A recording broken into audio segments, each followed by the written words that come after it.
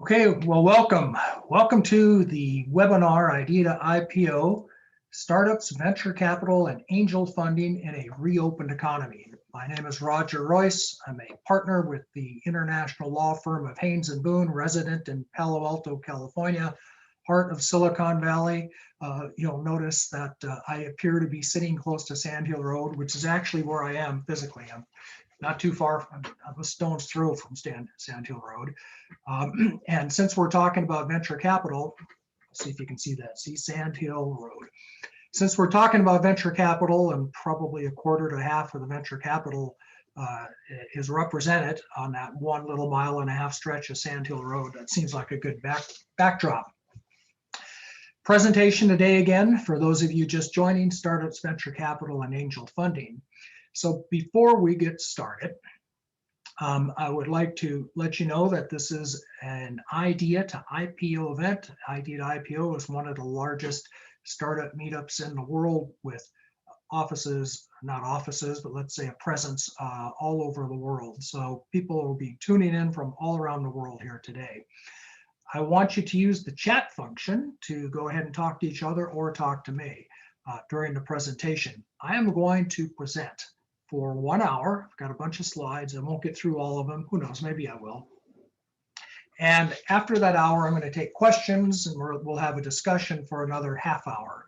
So from 9 to 10 Pacific is presentation, 10 to 10:30 Pacific is going to be Q&A.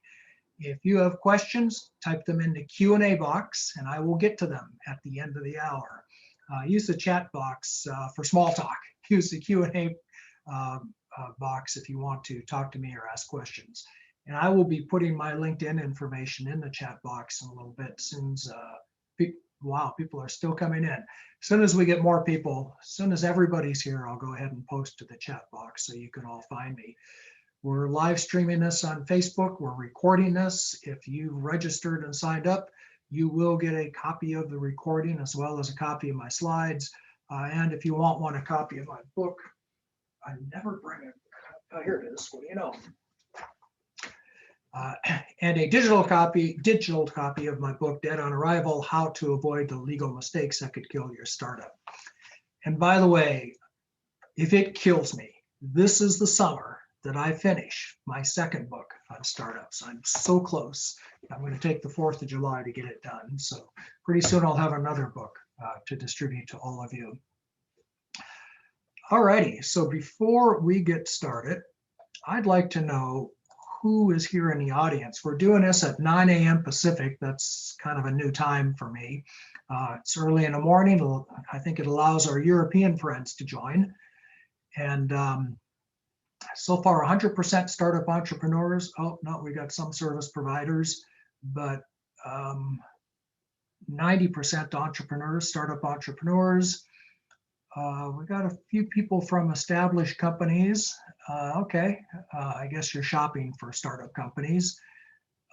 No press is here today. Good, I can speak freely, other than the fact that this is going to be public. No one from the government. All right, no one from academia. Wow. So this is really a startup group, primarily 82% startup companies here today. All right.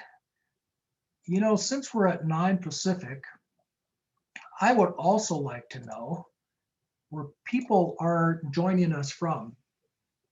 And thank you. Good use of the chat function, Samir. All right. Where are you all from? Normally, 2/3 of our group is it's either Silicon Valley or America. But given that this is 9 a.m., I think we're going to get more Europe, and we do. We got about 20% Western Europe. Geez, only 20% Silicon Valley. How about that? Okay, I guess this is good. This informs my presentation. I'll be a little less Silicon Valley centric. 43% other North America. Okay, good. We're actually going to talk about other North America. 11% Asia, and we're buzzing around 17% Western Europe, some South Pacific, and some other, whatever that is. All righty, well, now I know who I'm talking to. So now I know who you are. And before we get rolling here, let me tell you who I am. And I'm going to put into the chat feature, since most of us are here, how to find me. Feel free to link with me on LinkedIn. Take a look at the YouTube channel. We post all of these videos, and go ahead and subscribe, and you can get lots of great content. Also, we've got a website on LinkedIn. It's a LinkedIn group that I think you all might want to join. It's called Startup Solutions. And let me pop that into the chat as well. We've got a lot of LinkedIn groups around various industries: ag tech, health tech, and energy tech. But Startup Solutions is the most general one around startups. All righty, I think that covers all of the, okay, it covers the introductory information. So why don't we get right into the meat of things? And I am now going to share my screen. Now, send me a chat if you can't see my screen.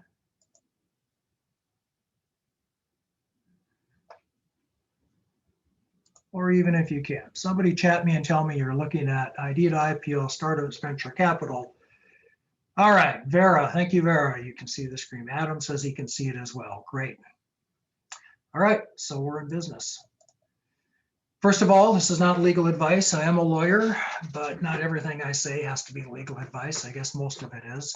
I will be talking about some general legal concepts. That's just one of my personality defects, is that I am law trained, so I am going to have to talk about the law here today, but that's not necessarily advice to you. If you want legal advice, call me up, we'll do legal advice.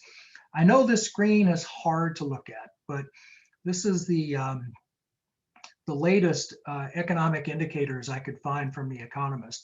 And I keep waiting to see the economists say that the worm has turned here in the United States. And this is mostly a US crowd with about, I think we said 17% Western Europe. But I keep waiting for the economists to say that things have changed in the US. But if you look at these numbers, they're a little down in a lot of other parts of the world, but China is just through the roof in terms of where it was compared to yesterday. And even this quarter, it's up a little. The United States is way up. Things are pretty strong, according to the economic indicators as indicated by the economists. The GDP has increased, consumer prices are up, unemployment is relatively low. So we have strong economic indicators. Just to drill down in that a little bit more, this again is from The Economist. These are numbers as of yesterday. That's why I haven't had a chance to format it very well. But you can see that our GDP percent change from a year ago, the United States in particular, it's all positive. It's all plus. Production is up, GDP is up. Unfortunately, inflation is up as well. Consumer prices are up quite a bit, most inflation we've had in a while. But unemployment is still relatively low. So I guess the bottom line here is, I keep talking about coming back from COVID for the last year and a half. I keep asking questions like, are we in a recession? And what do the numbers say? And these are some numbers I pulled from Franklin Templeton yesterday. So on March 31, if you'd looked, the plus arrow means we're in an expansion, which is the opposite of a recession. But just take a look at these numbers. March 31, mostly in an expansion, but job sentiment was recession. Jobless claims were in the cautionary area. Wage growth was recessionary. Profit margins were low. Truck shipments were low. Other things looked pretty good. April, we'll see that things improve. Wage growth went from recession to caution. No other red X's on April 30. And here we are, May 31, 2021. And according to Franklin Templeton, the data on their system, we're in an expansion. We're in the opposite of a recession. Things couldn't be better and haven't been better for a long time. So just to drill down on what that means, according to Franklin Templeton, their ClearBridge Investments data arm, I want to give them attribution. I pulled this off their website. the recession indicators are quite strong. Economic growth is climbing. Second quarters is likely to be one of the strongest periods in modern history.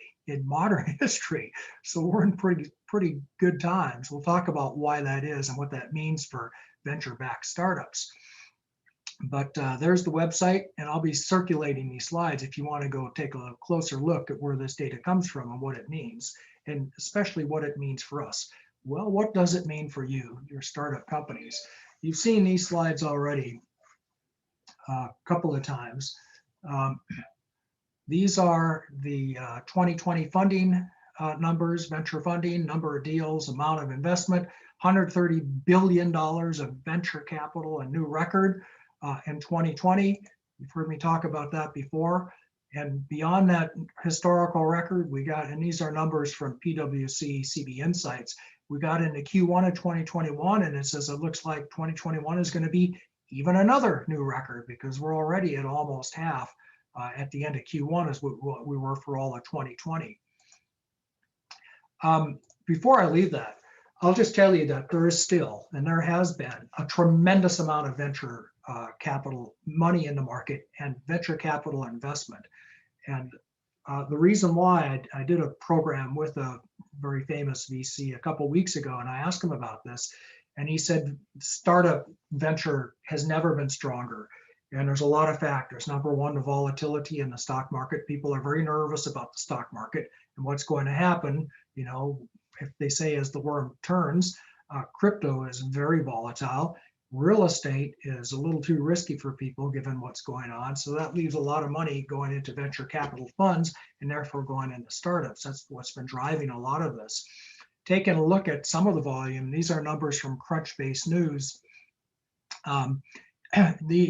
Look, they're all going up, right? The bars are always getting bigger. And especially, I usually play mostly in the early stage. Late stages where most of the money is going, indicating that VCs are just kind of propping up the investments that they made before and putting more money into their companies they've already supported. That's what I take away from that. That's a cautious approach, but the green bar has finally moved after a while. That's early stage, and it moved quite a bit, you'll notice, in Q1 of 21. Which tells me there's a lot of confidence now, a lot of confidence in new ideas and making new investments. Globals, these are global numbers. Seed and angel investment through Q1 2021. You'll see that it's a little off of Q4 20 globally, angel investments, but still very strong, 4.1 billion. Early stage investment, you'll see that's increased quite a bit, Q1 21. This is early stage, both in terms of number of deals and the amount of money invested, $35 billion as opposed to 24 billion in Q4 of 20. I don't have Q2 numbers yet because we're not finished with Q2. And you'll see late stage just continues to do really well. This is interesting. Anecdotally, I've been saying for a long time, it's a good time to be selling your company because M&A activity is just so high. And it makes sense. Interest rates are super low. There's a lot of cheap money out in the market. Companies are in a good position to use that cash to expand. And we've been seeing a lot of that. Now is a good time to exit. I'm going to talk more about that. But we might be at the top of the market if you're thinking about exiting. And just look at the numbers in terms of acquisitions of venture-backed. I only have venture-backed numbers for purposes of this slide, but you can see that Q4 20, Q1 2021, look how much more it is than just a year ago at this time. A couple numbers from PitchBook on M&A that drill down a little bit more on that. They tend to have a little broader group of data, and these numbers are not quite up to date because it's not showing what's been going on in 2021. But 2021 is going to be every bit as strong as 2020. And that's true in Europe. We have our European friends here today. So I have a European slide through Q1. You'll notice European economic activity has been trending up. And North America, again, once we get more updated numbers for 2021, it's going to be higher, I think, than Q4. Q2 probably will be anecdotally, I think. So the takeaway from that, there's a tremendous amount of venture capital in the market. There's a lot of M&A activity. There's a lot of money moving around. And before we get into some of the legal issues I want to talk about in these 82 slides, I'm going to talk about some more of the reasons why there's a lot of money in the market. So think of it this way: M&A, venture capital. The other phenomenon, and I'm sure you've all heard about and we've talked about here before, is the rise of the SPAC, which is a way now for companies that couldn't get access to the public markets for market reasons, now have an easier way into the public market.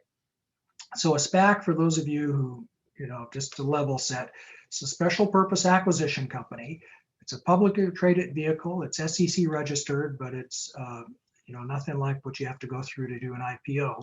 And generally think of it as a blind pool of capital. We form a company, we raise the capital, then we go out and acquire, and that's in a public offering. Then we have 2 years to go out and de-SPAC or find a company that we can acquire with that capital.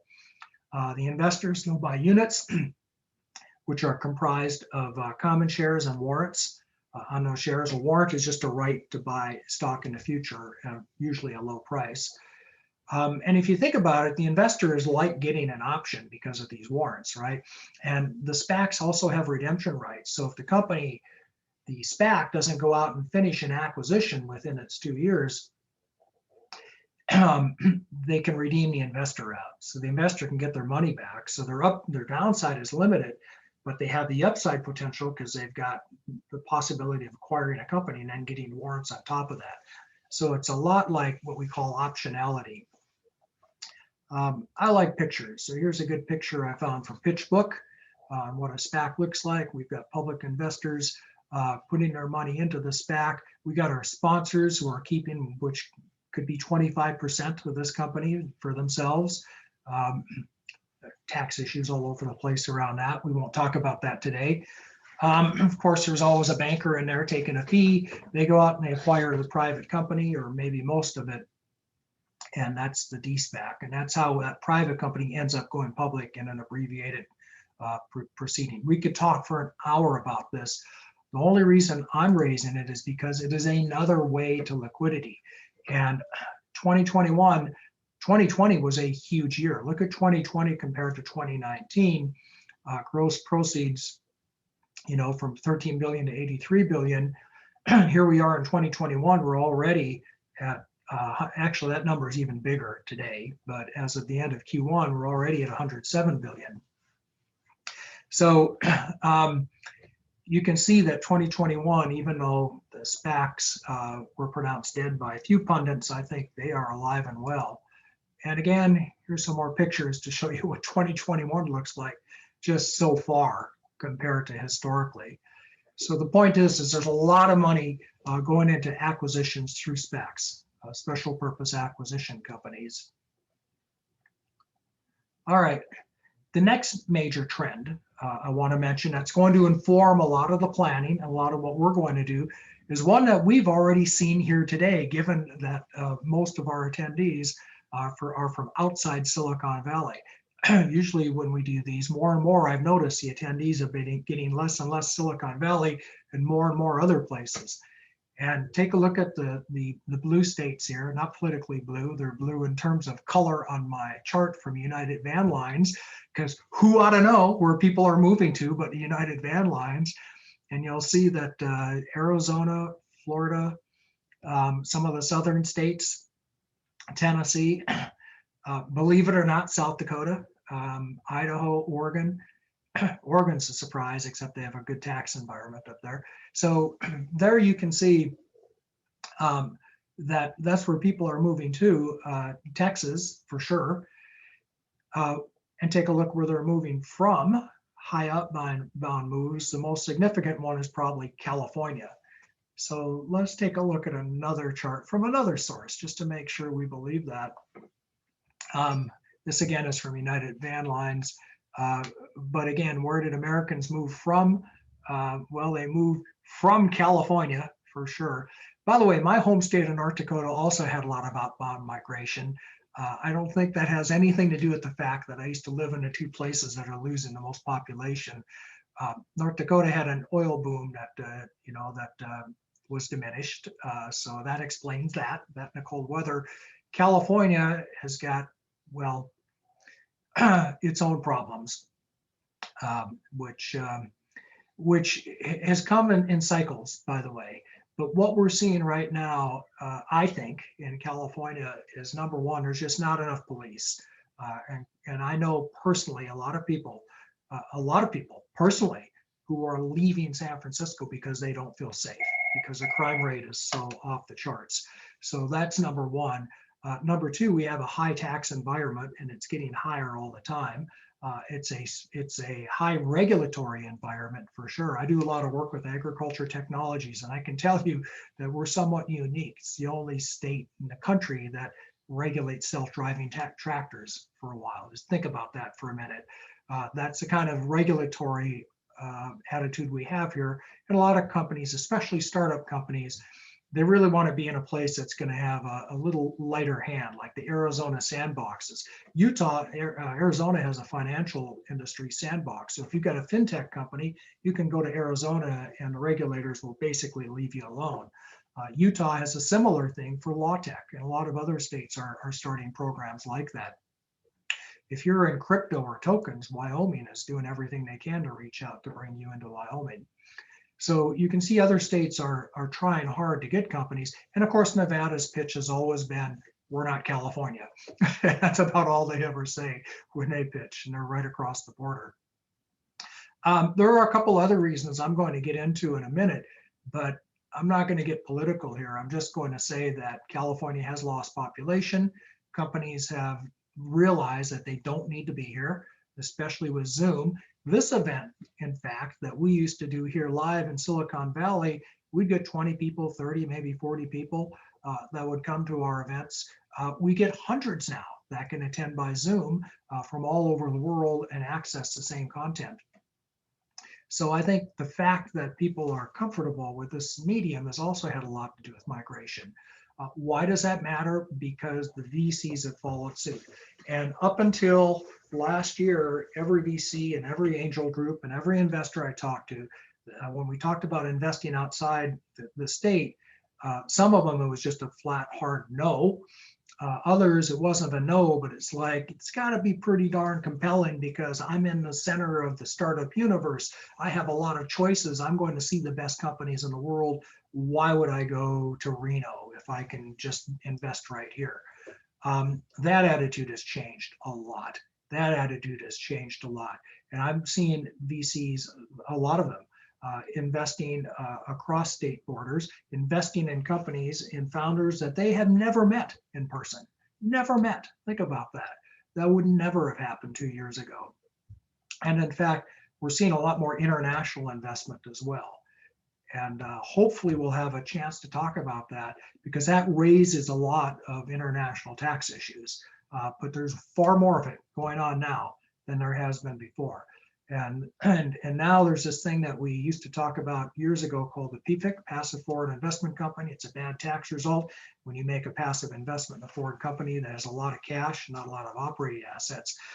Those issues are something I used to talk a lot about with larger companies and passive investors. I talk a lot about startup companies now that are organized offshore. So migration is changing a lot of the way we're going to do business going forward in a lot of the issues. Here's from another source, base architects, engineers, designers. They think Texas is a big winner with population increases. Seems like a lot of my clients have gone to Austin. Florida, I know, is a big winner. A lot of folks are in Florida now. Arizona, of course, always is. And then beyond that, the numbers, the states, they kind of move around depending what month it is, but we'll see Nevada be, a little higher sometimes than it is here. I don't see Tennessee on this map. For a while, Tennessee was the destination, but you get the idea. People are moving around. By the way, I think they're going to come back at some point to California. That has been the historical norm. We've gone through this before, folks. We've seen this. I've seen it at least 2 times since I've been in this state, and I moved here in '91. But something happens, people move out, they drive up real estate prices all over the rest of the country, especially Texas. If you're trying to buy a place in Austin, good luck, or Idaho for that matter now. Um, and then something happens and they start coming back to California, and real estate prices stabilize in other areas and start to continue on their crazy rise that we have here in California. That's a trend. We've seen that over and over again. I don't think this is different. Uh, However, we're still on a wave, an outbound wave, and we might as well ride that wave because the life of the startup tends to be a little bit shorter than some of these trends. A couple of other things. We're going to get away from the pictures now and get into the slides that I wrote. A couple of other trends that are informing what's going on are some legal changes. So number one, accredited only equity crowdfunding. No real legal changes since 2012, but I will say that we're seeing a lot of what we call accredited only financings on platforms, and the platforms are getting bigger and bigger, and there's more of them. And people are getting more and more comfortable investing in companies on platforms, companies that they've never seen. So, and you know which crowdfunding platforms I'm talking about. You go online, you take a look at what's there. If you're an accredited investor, you have a lot of opportunities to put money into companies. And I know a lot of people who are just making their living doing that, investing, doing angel investing on platforms in companies they've never met, because now they can invest all over the world through some of these platforms. These are the exemptions. I'm not going to bore you to death with the legal aspects. I will just tell you that if you're accredited, which means you have more than $1 million in net worth, excluding your personal residence, or if you make more than $200,000 a year, $300,000 jointly for the current year in the past 2 years, you're accredited. You can be an angel investor on a platform. I will pause. If you have questions, put them in the Q&A. We'll take it at the end. But I will say that I don't think crowdfunding is making venture capital, is affecting it much at all. We all thought that would happen. Not so much the accredited only, because that's a handful of investors, but what we call Reg CF equity crowdfunding, where you end up with hundreds, maybe thousands of people on your cap table because they don't have to be accredited. And what's changed in this? So number one, I'm seeing companies that have done Reg CF equity crowdfunding do later venture rounds over and over again. And I'll tell you why in a minute, but that's something that I didn't think would happen. I did not think the VCs would want to touch a company that has hundreds of shareholders, also known as potential plaintiffs, on their cap table, but that has happened. It's going to happen a lot more. Let me tell you why. Because this last year, the Reg CF equity crowdfunding, that's where you can go out and sell securities on a portal. It's got to be a portal, but there's many of them, 3 main ones, to people who are not accredited. You can sell it to widows and orphans, basically. You can sell your stock to people who probably are probably low information investors, unlike some of the VCs and angels you're used to dealing with. And it used to be you could only sell up to $1 million, a little more than $1 million in a 12-month period. But in the last year, the SEC has raised that limit to $5 million. So I used to tell companies, it's not worth $1 million to go through all this pain. You got to have a business plan. You have to have an audit. You got to get on a portal. You got to pay those fees. You got to pay my fees. You got to pay the accountant. Well, now you can raise up to $5 million. So it is worth the pain to raise up to $5 million. And if you have the kind of company that people sort of understand, maybe you have a new kind of watch that tracks your heart rate, like I have here. If you have something, a consumer product or a product that people get, or something that, it's huge risk but huge return. Maybe you have a new kind of battery that lasts forever. I saw that on a crowdfunding site.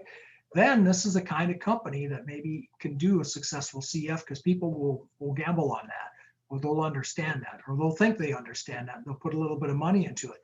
And these are small bets. These are like $1,000 at a time, right? Small bets, hundreds of investors. Now, the other thing that changed, there's a couple of other things that make this a lot better. Number one, it's what we call testing the waters. I used to tell people these things are risky, because you get onto a platform that's public. And you go out to raise a little bit of money, and maybe it's not even crowd financing, maybe it's rewards based like Kickstarter, but and that's bad enough. But if you're trying to raise money and it fails, people don't invest in you, now the world knows that you're not investable, right? So we now have a process where companies can test the waters. They can announce that they might do a crowdfunding, and if we did, would you invest in it? So you can find out if there is interest in this, and that's a really big change, and that's really fueling a lot of the crowd financing. I will tell you as a lawyer that the documents have not quite caught up, I think, to the law. I mean, this is tricky stuff. It's technical. There are issues all over the place. And it's still a little bit of the Wild West from my perspective. And I've seen everybody's documents. I've been through them. I've seen everybody's process. And I think it's got to get a little bit tighter. And it will, especially with our new SEC, which I'm going to talk about in a minute here, because I know those guys pretty well. The other change is part of it is a market issue, part's a legal issue in crowdfunding. Is one of the big problems was having 1,000 shareholders on your cap table. They're going to drive you crazy, with all of their rights. So now what's going on are either custodial arrangements where somebody just holds those shares as a custodian, or at least has the voting rights to all of those shares. So you're not dealing with 1,000 people who each put $100 in your company. And then special purpose vehicles where they all sit together in an SPV. It's kind of like a SPAC, remember those? They sit together in an entity that actually makes the investment. So it makes it way easier for the company to deal with those investors. You can thank a very friendly, business-friendly Securities and Exchange Commission for those changes. However, the days of a friendly SEC might be over. I'm going to talk more about that later. But for now, we've got these changes, so woohoo, let's party. I do want to mention China, and I'm going to be very careful, but I will say that here, at least here in Silicon Valley, China had a major influence until a few years ago, and that had to do more with Chinese export currency controls than anything the US did. But over the last, 4 years, there's been a combination of efforts on the US side to restrict US Chinese investment. You've all read about the tightening US export controls. And by the way, the non-compliance with those export laws, which there's going to be a day of reckoning. You just wait for companies doing cross-border business in China with regard to export controls. There's a concern in the US over Chinese expansion that's been informing our US trade policy. Hong Kong protests, what's going on in China, human rights issues. So as a result of all of this, we've seen the US really tighten down on China, and we've seen trade relations really worsen. So as it relates to us, we have FIRMA, Foreign Investment Risk Review Modernization Act, which broadened the authority of what we used to have called CFIUS. And CFIUS was the law that restricted Chinese investment in, or not just Chinese, but foreign investment in US technology companies. FIRMA has really broadened that. It covers even non-controlling foreign investments in companies, US companies that have critical technology. And critical technology is now defined very loosey-goosey broadly by reference to our export control laws. So I guess the takeaway from all of this is that this comes up again and again everywhere, and it makes it much more difficult to take foreign money into your US company. Not impossible, you just have to do a filing.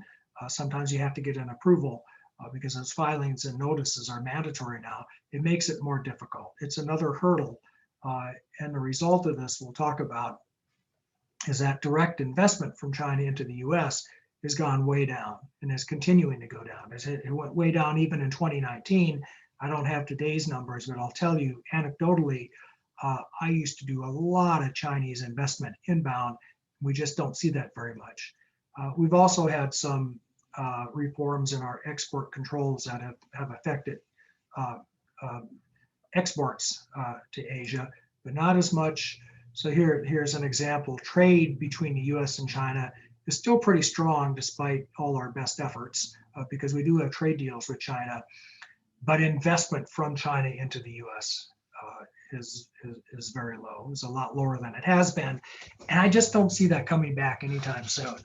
So I think that's the new normal, is that we can't count on all of that Chinese money coming into Silicon Valley and fueling a lot of the growth that was happening. I just don't think that's going to happen again, at least not anytime soon, although I will say China has been making big reforms. They've changed their IP protection laws to benefit us. So who knows? The other trend I want to mention that kind of popped up and is very important here in a post-COVID world, because the last 18 months wasn't just COVID, it was all the things that came out of the shutdown, including, we'll call it awareness, ESG, that's environmental, social, and governance. And I want to just mention two things about this.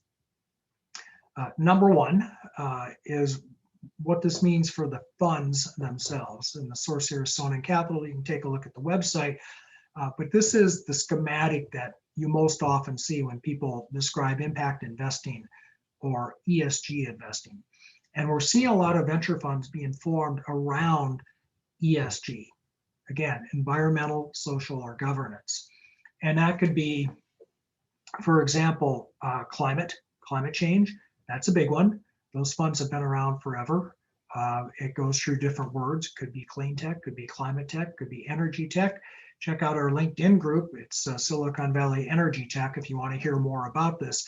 But this is an area that we're seeing funds being formed around this.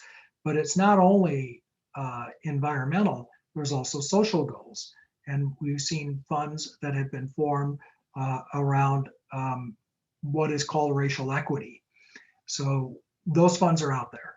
And it's just something that if you happen to fit any of their categories, you would want to be aware of it and just understand that there are funds that are focused in investing in you or what you do or how you do it. I guess that'd be the governance side.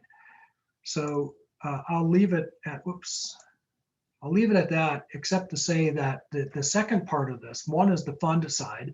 The second part of this is what that means for the companies themselves. So now we know there's funds that want to have an ESG portfolio. What do you as a company want to be doing? So I'm seeing more and more in deals where people are talking about ethical business practices, where investors are saying, you know, we'd like you to make sure that you have policies in place that ensure ethical business practices. And that includes ESG. We want to know that you're environmentally sound and you're diverse, you're accomplishing social goals, and you've got good governance, so you're not laundering illegal funds, etc. And so more and more, I'm seeing even small companies being asked to start thinking about policies and compliance procedures that ensure that they engage in ethical business practices and have some sort of ESG. Why is that important? Because the fund has to report to somebody, and the fund itself might have a mandate. And I do fund formation, and fund formation documents now have a whole section about ethical. We've always talked about anti-money laundering, that's AML, and anti-corruption. We've always talked about had a KYC process, that's know your customer, but now it's even more. It's like, what is the fund going to do for the investors that's ethical, that is mindful of environmental, social, and governance. So keep that in mind as you form your company and build your company. You're going to have a competitive advantage if you can tell your investor that we have an ESG policy. Okay, I'm not going to spend a lot of time on this here at ID to IPO on this stage. I've done hours and hours of distributed ledger discussion. I just want to mention that things are changing in that world as well. What we saw out of COVID was the fragility of the supply chain. We've done a lot of panels here on that, in fact, and the importance of technologies, especially distributed ledger or blockchain, in the supply chain to keep it strong and provide for transparency as well as provenance, knowing where products come from and where they are, etc. One big trend. So supply chain companies are something that are investable. A couple of other things you might have noticed that I think that are going to inform this area going forward, because I can tell you anecdotally, I'm seeing a lot more companies interested in using, we had a question here, KYC is know your customer, by the way. We're seeing a lot more interest in blockchain. Maybe it's just me, but anecdotally, I'm seeing people wanting to tokenize things. And I think it's because of the NFTs and all the attention it's gotten. So that's the good news. We'll talk about that in a minute. Bad news is the volatility we're seeing. I mean, just yesterday I heard that China has basically, outlawed mining, banned mining, or severely restricted it. I don't know what that means for crypto. I see Bitcoin is way down, and once you know, I bought at the top and now it's down. So there's a lot of volatility in crypto. That's some of the bad news. The other bad news is the change in the new sheriff in town at the Securities and Exchange Commission, because the former chairman was a very pro-business individual.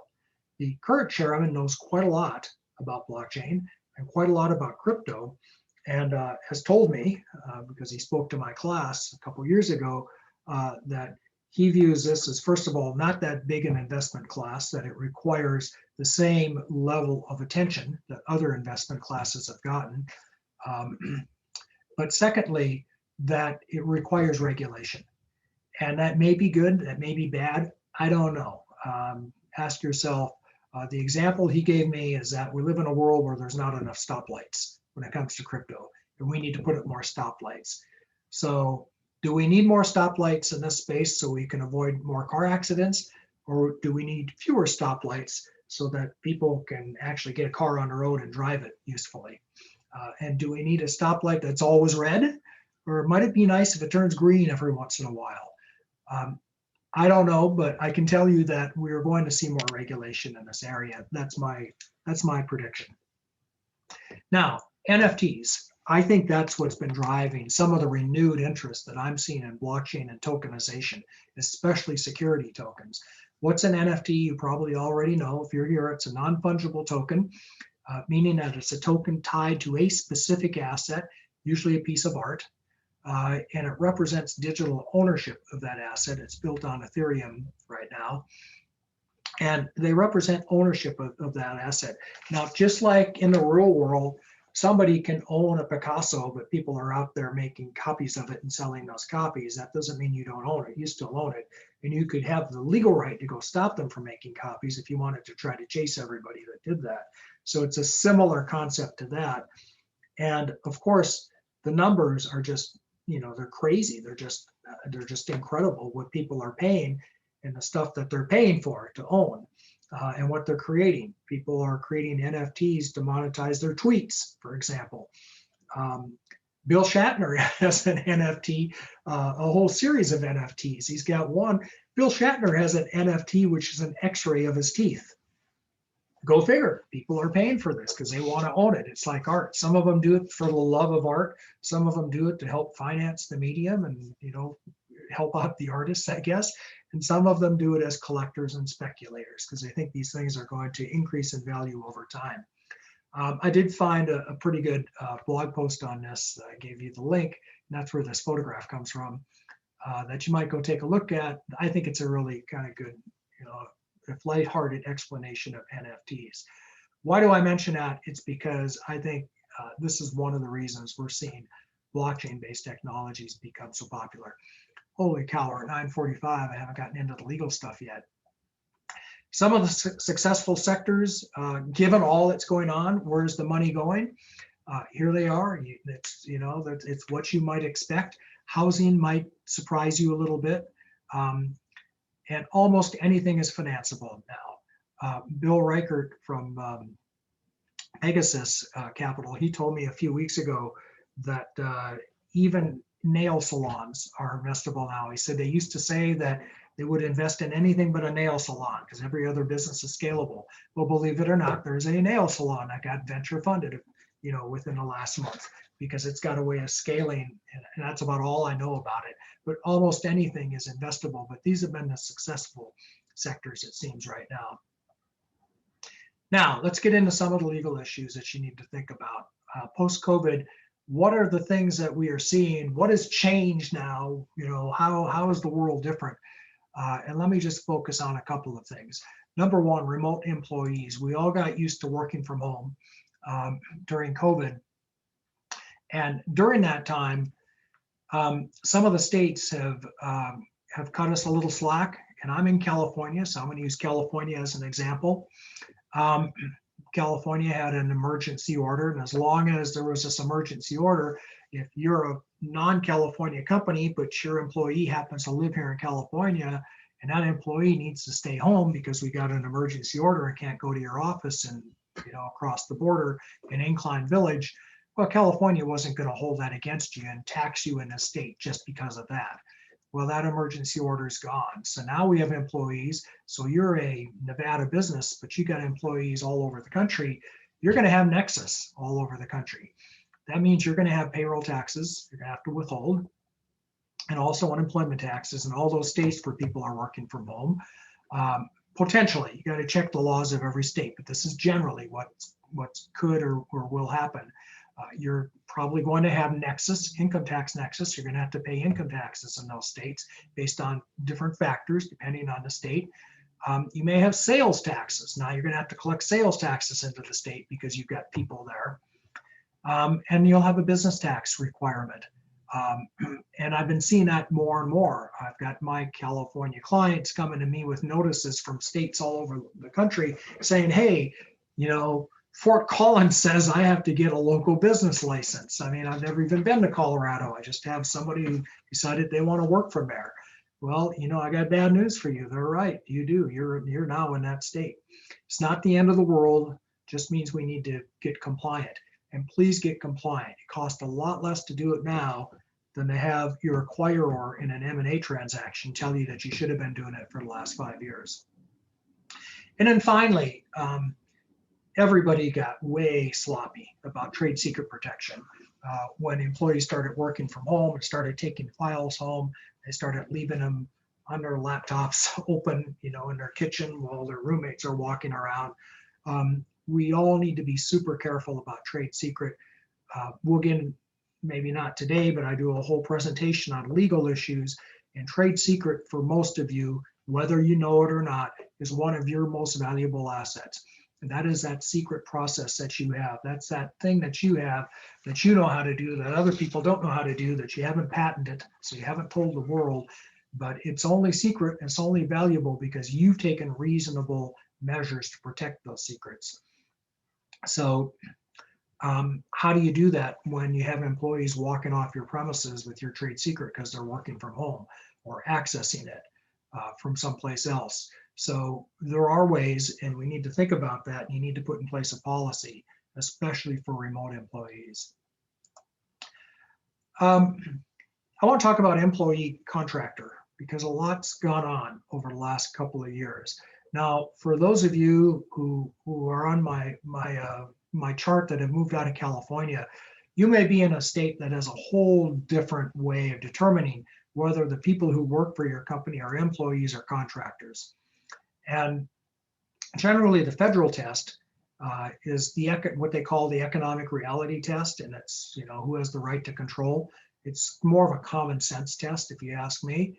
Here in California and a couple other places, we have an ABC test, and it says, look, in order to be a contractor, not an employee, you have to meet all three of these tests, the A, B, and C prongs, and it's that B prong that messes people up. The person you're hiring to do work for you is outside of you, the employer's usual course of business.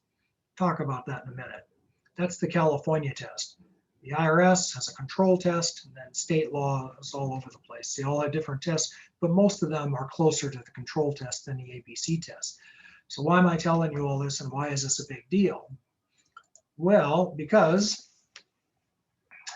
bear with me, this is going to be big, I'm warning you. Here in California, we have this ABC test. which our Supreme Court in a case called Dynamics a few years ago ruled covered rideshare drivers like Uber and Lyft drivers or DoorDash drivers or whatever. It covered rideshare drivers and it turned them all into employees and not contractors, which means the cost. And by the way, what's the consequence if someone's an employee? Payroll taxes, wage and hour laws, the protections of the discrimination laws, they get benefits. It's an increase in cost and an increase in risk to the employee. They can make class action lawsuits against their employer, etc. An increase in cost and an increase in risk. A big increase in cost, especially with workers' comp here in California. So the consequence of that case is that the cost of a rideshare driver has gone way up. So here in California, we had a referendum. The electors went to the polls and decided we don't want to pay more for our rideshare, and we don't want there to be fewer rideshare because Uber can't afford it anymore.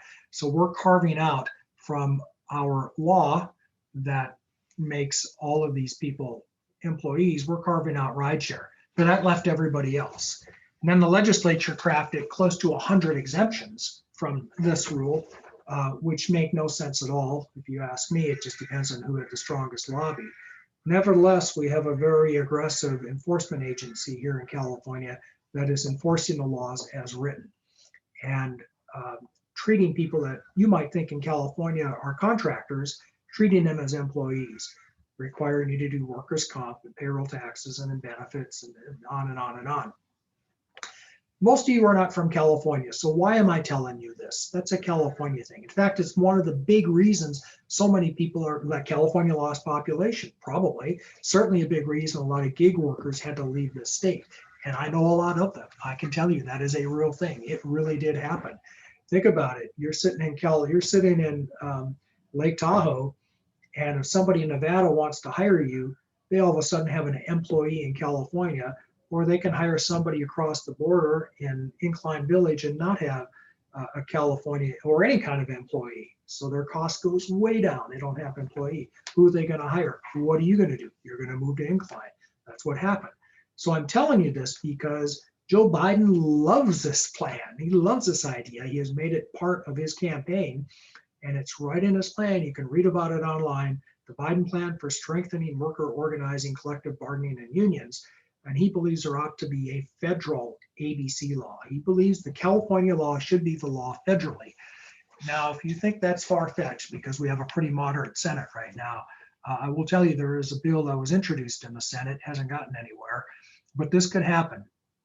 And the Labor Department under the Biden administration has taken steps to strengthen employee rights and to move more towards a classification system that would favor employment classification and contractor.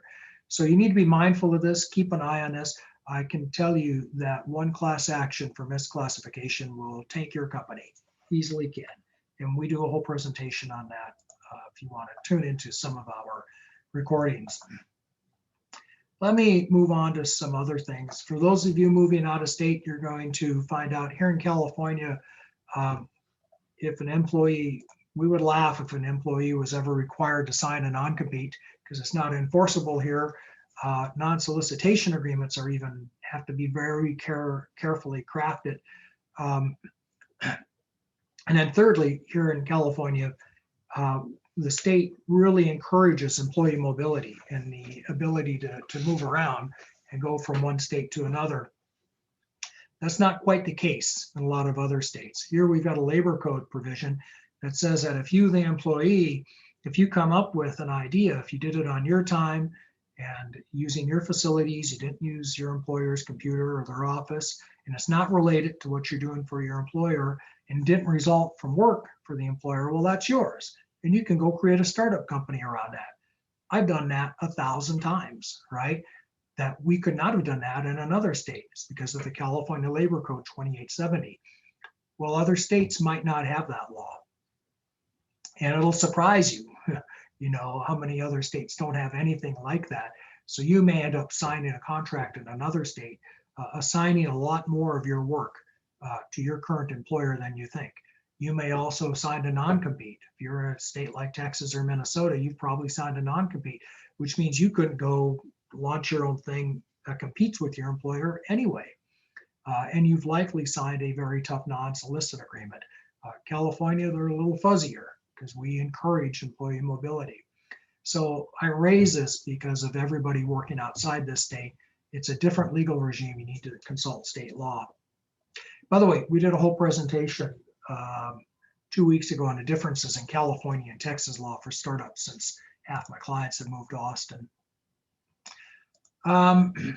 You know, I want to come back to trade secret because it really is just so important to companies. And with all of this mobility and with everybody working from home and people having lax procedures, I just think it's really important that we be careful about this. The VCs are going to want to know, you know, that you own your intellectual property, and that includes your secret processes, or maybe even a data set. That could be a trade secret.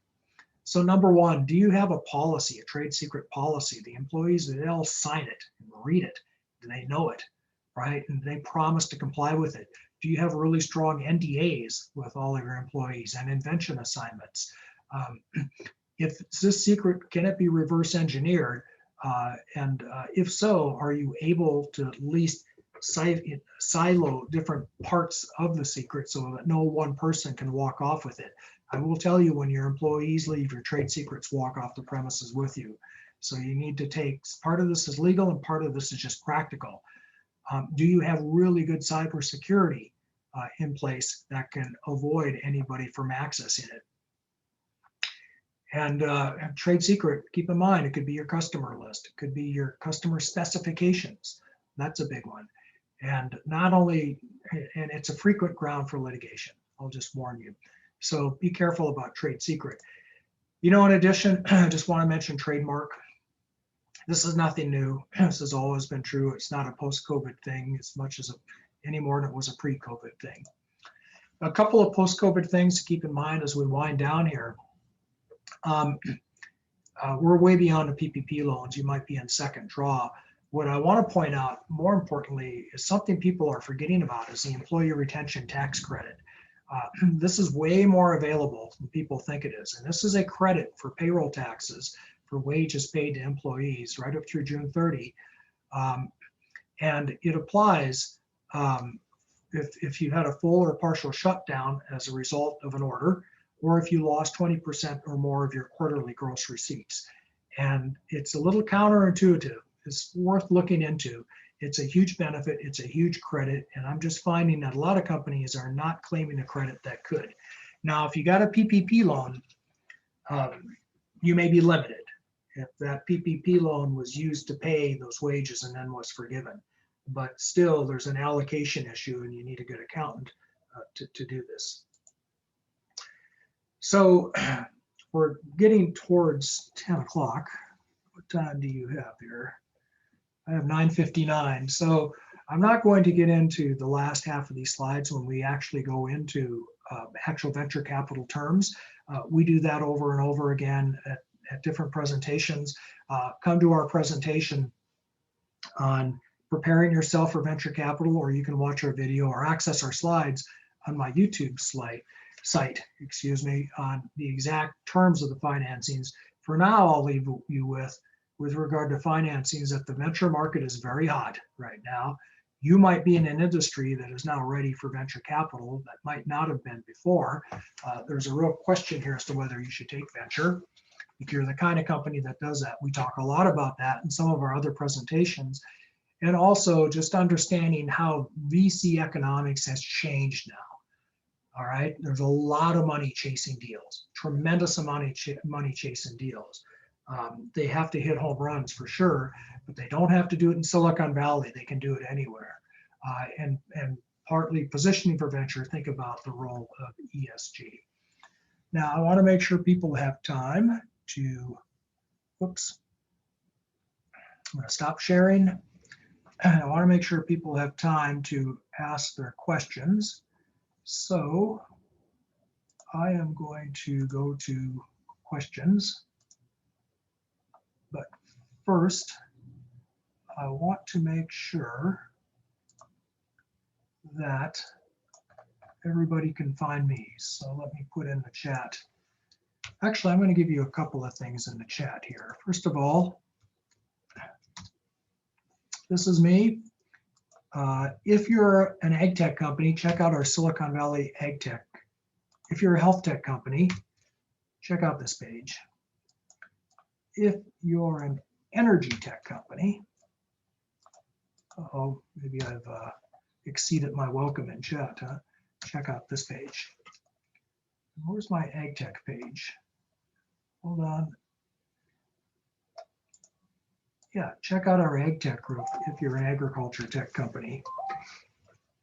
And let me just leave you with that link. That's a lot of links, I know, but it's well worth it. Okay, let's go to the Q&A.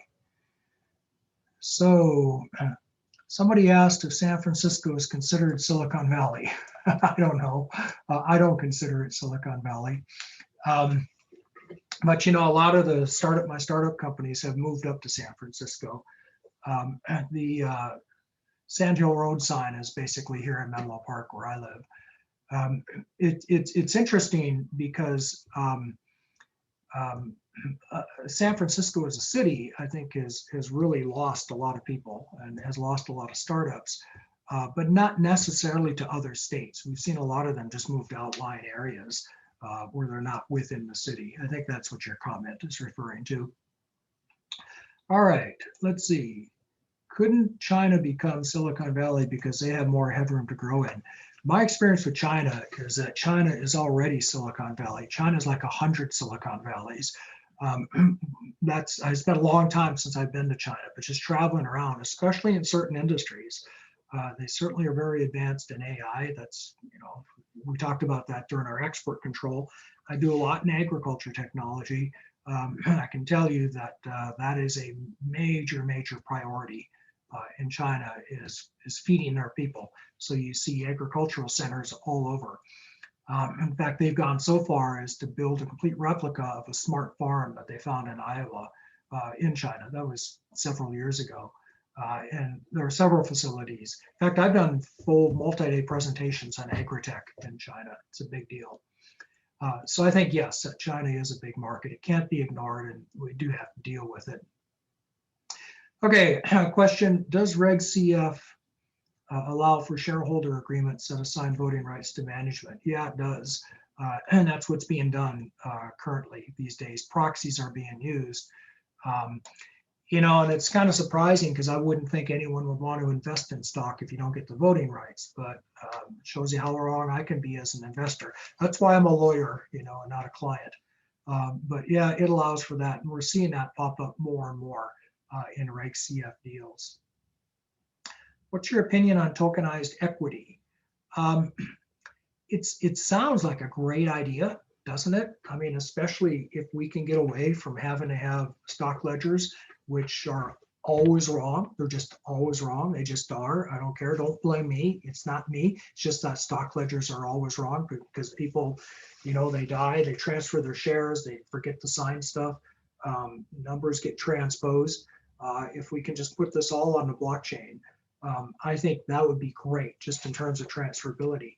Now, in terms of trading, tokenized equity is still very much a security. It's going to be subject to all the same laws. And the reason, so why would you tokenize it is the question that comes up. Why tokenize stock instead of just selling the stock? Why have a token that represents a share of stock instead of having the share of stock? And we can digitize the security. That's easy. In fact, most companies are doing that now. They don't have paper stock certificates. They have digitized securities. Well, the reason people do that is so they can get liquidity faster than they should be allowed to, really. They want to go out and sell the tokens out on some foreign exchange, maybe. Just keep in mind, that token is still subject to US securities laws. One of those laws is called Rule 144, which requires purchasers not to do their own little public offerings. In other words, they have to hold their security for usually a year before they go sell it. But if it's on the blockchain and the company is not keeping a ledger, it can't hardly police that, can it? Right? Nobody can. So it's got a ways to go. And by the way, That is the big disconnect between reality and law and tokenization that we're all running up against. There are these laws that are just increasingly hard to enforce, and a lot of the, I think there's a portion of this whole industry that relies on that fact. Oh, okay. Isn't cryptocurrency an environmental disaster because of the incredible amount of energy needed for crypto? Well, I think you have just defined the difference between Silicon Valley thinking and with other kinds of thinking. You see it as a disaster. I see it as an opportunity. A friend of mine just launched a coin because of that exact reason, because mining, um, proof of work mining like Bitcoin does requires so much energy. Elon Musk even had to talk about it. I guess he was forced into it politically. Requires so much energy that there are other types of systems that don't require so much energy. So one that was recently launched, it's called the Chia coin, that uses proof of storage. So it doesn't have this big energy problem. So you see it as a problem, other people see it as an opportunity. And I think we're going to see more ways to deal with this problem as we go forward. So not all crypto requires, incredible amounts of energy. And there are technologies being developed that deal with that. By the way, there's another way we could just produce more energy, right? I mean, again, I just posted our energy tech platform, and I am seeing renewable energy. I'm seeing solar to, think about this for a minute, solar to desal water, right? And there's more than one, or several companies doing that, or geothermal. Geothermal is so hot right now. I can't tell you how many geothermal deals I've seen. And I started doing geothermal 15 years ago, something called engineered geothermal systems. And it was sort of interesting, but the science wasn't there. And I worked on a couple of companies that raised some money. I did, $10 million from a big VC, and then failed to execute because the science just wasn't there to get good engineered geothermal systems. Because if we could harness geothermal, we would no longer have any energy problems in this planet. The center of the earth is hotter than the surface of the sun. There's a tremendous amount of energy to be harnessed. Well, the science is caught up, and I'm seeing so much geothermal deals going on right now. That's just one example, I think, where the technology is solving a lot of these problems. Okay. Question is, are there service providers, we'll say, offering payroll and sales tax clearinghouse to companies with distributed employees working remotely all over the US? Yes, there are. There's lots of them. Not only, payroll tax is easy. There's a million of them. They'll do payroll tax in every city in the nation and in the country. I have, I'm here in California, and I had employees in when I had my own firm, I had employees in Washington, New York, North Dakota, and one payroll tax provider could handle all that compliance. Sales tax is the same thing. There is a company, don't want to say its name, that actually does sales tax compliance all over as well. So it's not so much, taking the medicine. The medicine is there. It's more knowing that you need the medicine. It's more knowing that you're sick. I'm doing a lot of M&A, and state tax compliance is almost a gimme for a mistake that a target has made. They almost always get that wrong. And there's some place where they should have been registered, but they're not. Or they should have gotten a business license. They should have been in the system paying sales tax or collecting sales and use tax. Maybe they should have been paying income tax. And it's so counterintuitive, they just didn't assume. So let's pause on that for a minute. In the late 80s, let's take a walk down memory lane here. In the late 80s, I used to practice in a city named Fargo, North Dakota. And I was a tax lawyer there as part of my practice. And during that time, a big case came up. And the case was an out-of-state seller of products was sending its catalogs into North Dakota, which was a small state. We had 600,000 people at the time. That's it's about half the size of San Jose. And they would sell their products into the state, but they didn't have any employees or anybody there. And our state's tax commissioner, who was named Heidi Heitkamp at the time, later became a senator, she went after that out-of-state company and said, look, you're doing so much business in the state, you should have to collect sales tax. It's not fair. You're competing with our Main Street businesses. And the Supreme Court came down with what was kind of a confusing decision. They said Congress hasn't legislated, so no, Heidi, you cannot collect sales tax that violates our Commerce Clause. Fast forward a few years ago, South Dakota, where I'm also licensed, by the way, enacts a law called economic nexus. It says, look, the world has changed since you had that case in North Dakota in the late 80s. Hardly anybody puts traveling salesmen, into states anymore. They just go online and they buy stuff. So if you're sitting in California and you're selling a product to someone in South Dakota, you should have to collect sales tax. It's not fair. And by the way, I heard the founders of, I've heard some interesting discussions between the owners of the largest retail chains in the country with some of the largest online platforms. And that's all I'll say about it. You can guess who, given that I'm in Silicon Valley. And the Supreme Court said, you're right. So there is such a thing as economic nexus. In new states, you can impose sales tax collection obligations on companies just based on the amount of business they do in your state. So pretty much every state in the country that has a sales tax is doing that now. That's why you're getting drug into these states when you've never set foot there. You've just done enough sales into the state. California has the same law. You do enough sales into people that reside in California, you end up having to collect sales tax, as well as having an income tax obligation. I could talk for an hour about state taxes. I'm not going to. I'm going to leave it at that. And I don't know how we got off on that topic.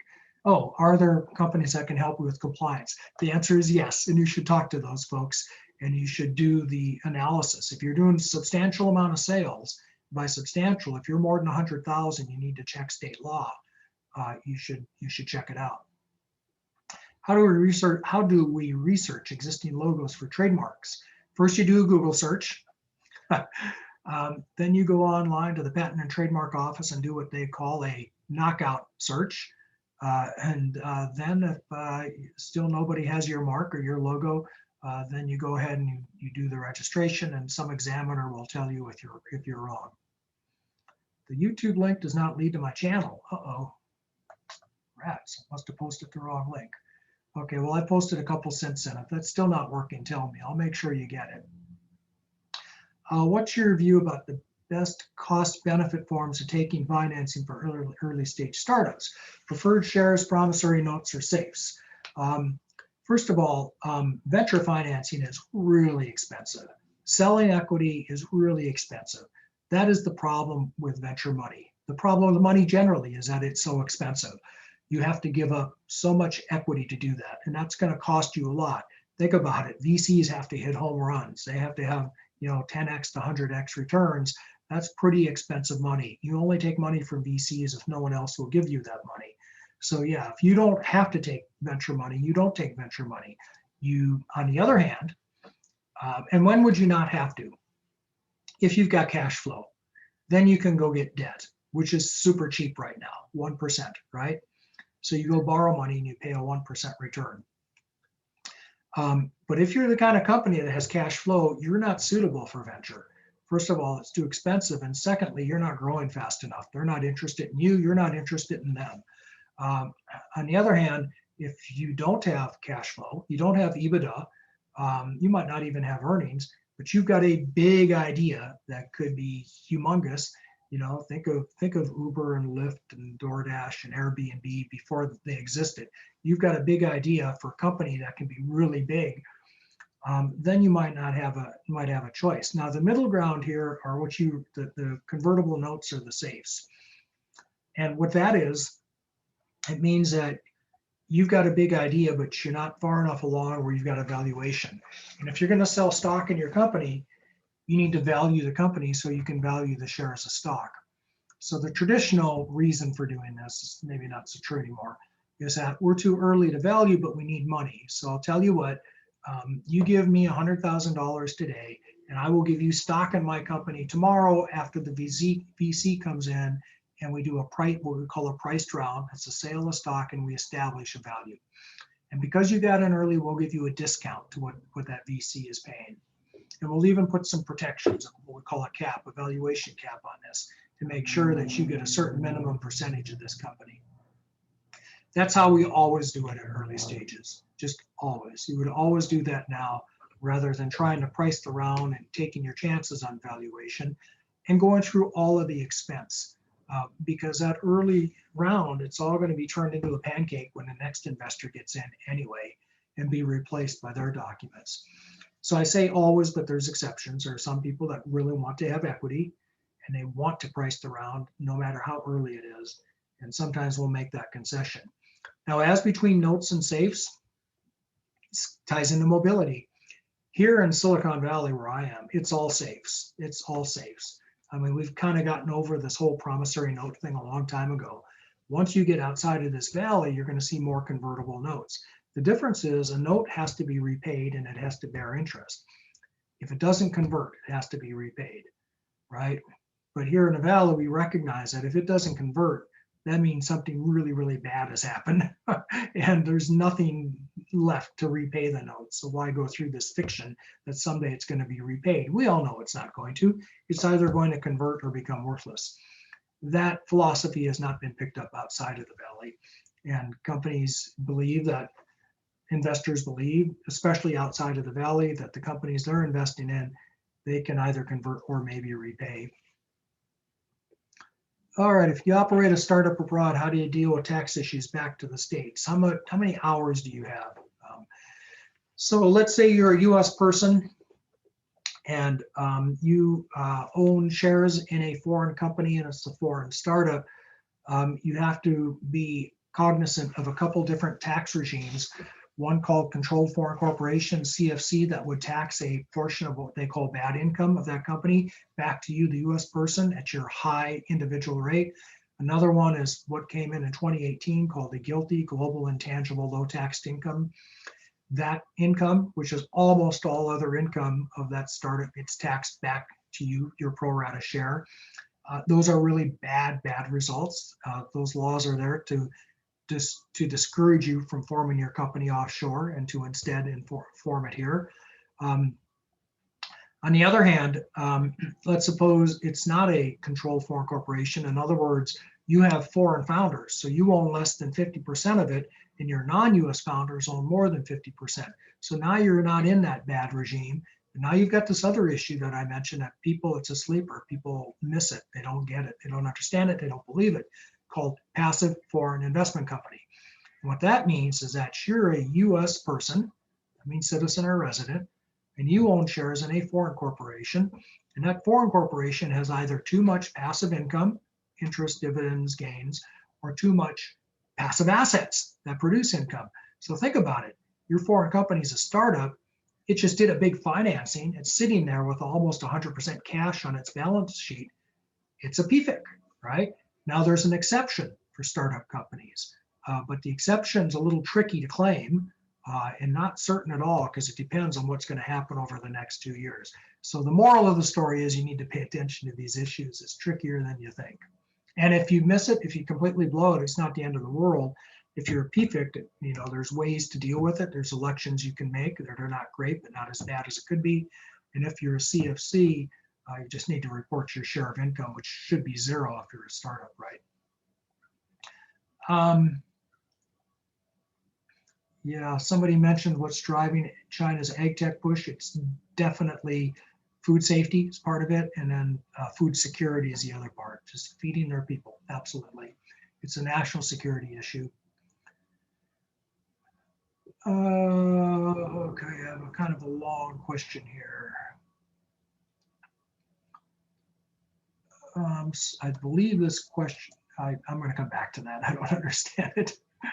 All right, here's a question: is it legal to invest anonymously? No. If you're a U.S. company, you need to know where that money's coming from, right? You need to know that it's not coming from what we call an OFAC nation or a prohibited country. And there are certain countries that you just cannot take money from if you're a U.S. startup. And also, you need to do you do have obligations. You can't take money that you know comes from a criminal enterprise. So no, you cannot take an honor. Now, people go to great lengths to disguise where the money's coming from for legitimate reasons, right? You're a celebrity and you don't want, anyone knowing that you're investing in sin companies, right? Gambling companies or whatever. So there are legitimate reasons. But keep in mind, by the way, I'm glad you asked that. The US has got a very bad reputation because we're one of the very few countries where even though the company has to know who its investors are, they don't have to tell anybody. We don't report that information to anybody. It doesn't get reported to the Secretary of State who the shareholders are. It's not even given to the IRS. It's not given to anyone. The US has a bad reputation because that's different than other countries. And Congress has recently passed a federal bill, that is going to require, in fact, that should go in my slides. I wish you'd emailed me this question yesterday. Has passed a law. It's going to go into effect in a couple of years. You got time. That's going to require you, Mr. Startup, to file reports with FinCEN, Financial Crimes Network, and report to Treasury who your shareholders are. Now, that information is not public. No one else can see it. But then, that's the way for the federal government to track whether there's illegal money being laundered through US companies, because no one knows who owns them other than the owners of the companies. So stay tuned. There's going to be an additional compliance cost to doing business in the United States because of that. All right. Let's see. Yes, I'll be emailing the slides to everybody. Does a patent have an implicit valuation? I think it does, although my patent law partners will tell you there's such a thing as junk patents that aren't worth anything and shouldn't be relied on. But I believe in patents. I think they're valuable. I think the answer is, in fact, one of the valuation methods that VCs sometimes use to value companies is the number of patents plus the number of employees times a certain metric. So yeah, patents are valuable, but some are more valuable than others. Generation energy from composted garbage, is that a hot area? I think it is. I've known companies that have done very well with that, not so much here in the US. Outside the US they have, but it's ESG, anything like that. I think if you can do that efficiently, I think it's not a bad idea. I do have a client that is using compost to generate electricity and then using it in other ways. They have a very advanced technology to do this. If you got a better mousetrap, I think there's a lot of opportunity in that. What happens if you do a convertible note or a safe? Then you get a big customer and you don't need a venture capital round. I think what you're saying is what happens if you never do the financing? That's one problem with convertible notes and safes, in that we've seen zombie safes now. They just sit out there forever. They sit out there until the company gets sold. That's what happens to them. It's just that nobody expects that's going to happen. I mean, it does happen sometimes, but nobody plans for it. Nobody expects it, right? You never plan for a crusade. They just expect you're going to need more money to execute. And if you don't, then your safe holder waits until there's an exit. Then at exit, it converts into common stock, or it gets paid a multiple of the investment amount. It gets paid at that point. Yes, we will be sharing the recording as well as the slides. Okay, let me back up to some of the questions. Okay, if there's a brand name in a US state and you want to use that name, and that person who has the name hasn't had much activity, can we go use that name, or are they going to come after? Okay, I think I get the nature of your question. So when you pick a name for your company, when you start out, the first thing you do is a Google search. Make sure no one else is using that name. If they are, make sure they're not using it in your space. If they are, go get a different name. Just don't use a name. In fact, even if they're not using it in your space, I would get a different name, because you could still be subject to, there's a potential risk there. And the problem is you won't know about it until way down the road. You won't know about it until you're about to do a financing, or you're about to be acquired, or you're somehow in the news. And by that time, you're going to have so much value built up around it, right? Goodwill. I said trade secret's your most valuable asset. Well, goodwill might be your most valuable asset. If not, it's going to be a close second, that's for sure. And what's tied up in goodwill? Imagine if you're Snapchat. How valuable is the name Snapchat to you, or Snap, right? The name is going to be super important. And if you find out that you have to go litigate over that name, or somebody says you're using my name, cease and desist, that's going to be a big problem for you. A big portion of the value of your company could just go away. It could just disappear. So don't play with that. I've had clients gamble on that before, where they say the name is so great, I'm going to take it even though there's somebody else using a similar name in the same space. And I had one client that gambled hundreds of millions of dollars of valuation on this, hundreds of millions. And they ended up winning, and we settled, but that easily could have cost them hundreds of millions of dollars. It was such a reckless thing to do, and they got super lucky. They rolled the dice. Startup entrepreneurs have the guts to do that. But as a lawyer, I'm telling you, avoid that problem. Don't confront it. I saw a question come in. It must have come in on chat. Let me find it here. Put your questions in the Q&A box if you could. Somebody's asking about crowdfunding sites. So there are tons of them. The three big ones that I've seen are Start Engine, WeFunder, and Republic. They're all good. They're all reputable. I've done deals with all of them. They've all got their own set of forms and way of doing things. Whichever one you use, the thing I want to caution you is you still need your own lawyer, because compliance is on you. They might be helping you with filing the federal form CF, etc., but compliance is still on you. So you got to make sure that and it's not just compliance, not just securities law compliance. There are bigger issues here. There's strategy. Is this really your fundraising strategy? Is this the path you want to go down? What other bells and whistles do you want attached to this, etc. So those are all good platforms. But make sure that you get independent legal advice.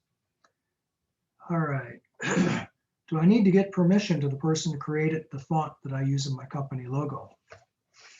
So the bigger question here, the answer is no, provided you've got a really good consulting agreement that assigns all of the IP that they created to you, the company. And even if you don't, a court might imply that. The problem is, without that agreement that assigns to you, the company, all of those rights, and it's not just that, it could be anything they've created.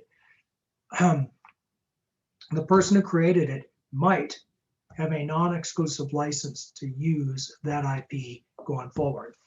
So in your example, they might just go use that same font for the next client that they work with, right? And they'll say, well, look, I created it. I didn't assign it to you. I think we both own it. I think I've got a right to use it as well. You don't want that fight over a font. Might not be the biggest deal, but you definitely don't want that fight over a piece of software code, right? Or some trade secret or some secret process. So that's why invention assignments are so important. I kind of went through that really fast because I was kind of focusing on what's changed in a post-COVID world, but invention assignments, everybody who develops anything for you should sign some sort of assignment of the property that they've developed. Okay, let me see if I've missed any questions here. I think we talked about tax issues.